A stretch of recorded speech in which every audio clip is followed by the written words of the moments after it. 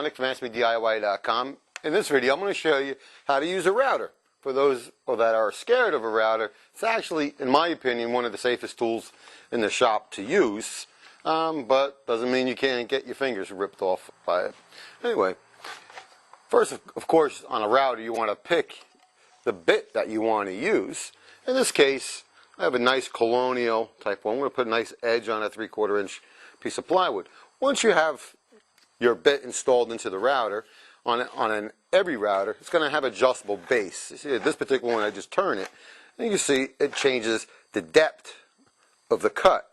Now, once you have what you think you would like, just look at it like right on the top of it, like this.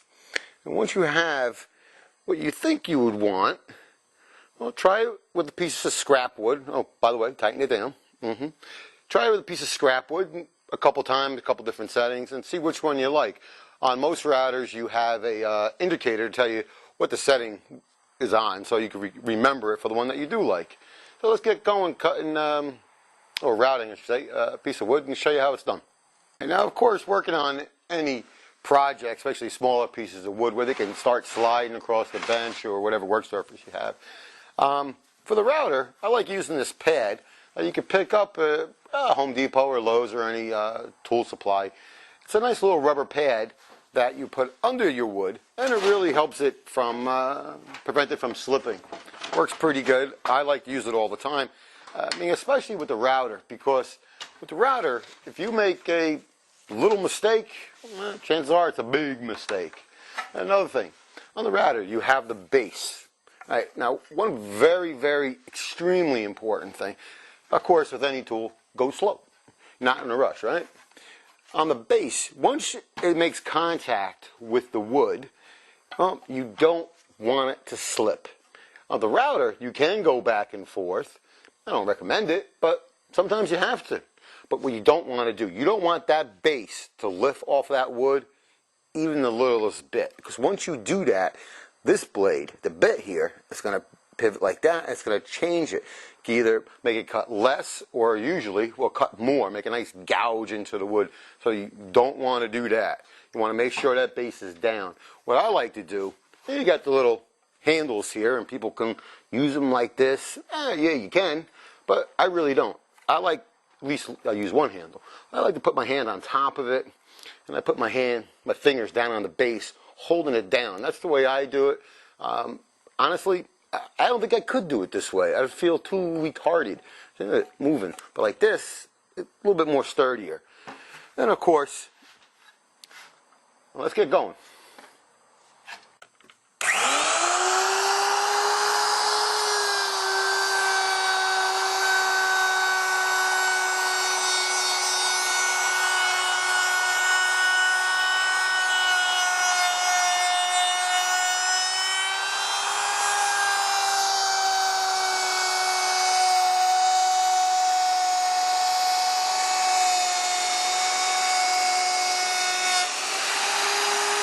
I'm going to go around and cut the corner, and I'm going to explain to you as you just seen me do it. When you're going around the corner, you're going along fine, nice and straight, no problem. But we're going to go around, say, a 90-degree turn. Now, keep in mind, the grain of the wood, no matter what kind of wood you're cutting, has changed drastically. You went from a rip to a cross cut. And the blade, depending on how sharp it is, or how dull it is, I should say, is going to act really different. So you're going this way, nice. You go around the bend, and wow, and all of a sudden you feel a big difference. And the router could, do these things on you, do some really weird things. Where on one side, you're just about pushing the router. Now over here, you're going to be pulling it. It's going to feel quite different. But always remember, again, don't let that base come off. You don't want to do any of that, because that's pretty bad. But when you're coming around that turn, nobody says that you have to do it all in one shot. You can do a little piece at a time.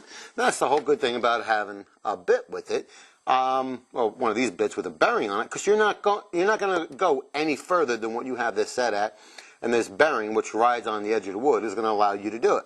So, let me go ahead and do this, and pay attention, and you'll see what happens.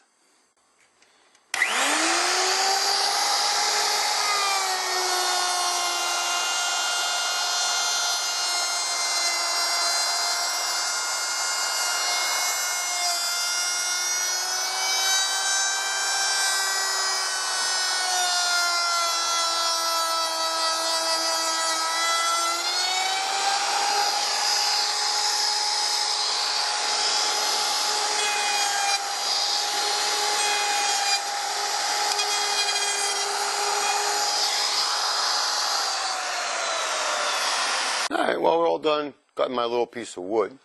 And you can see, got a nice clean edge on it. Of course, you clean it up a little bit, sand it down with some fine sandpaper. I don't know how much of that you can really see. Yeah, you can see that. Anyway, I'm Dominic from MaxMeDIY.com. Thanks for watching.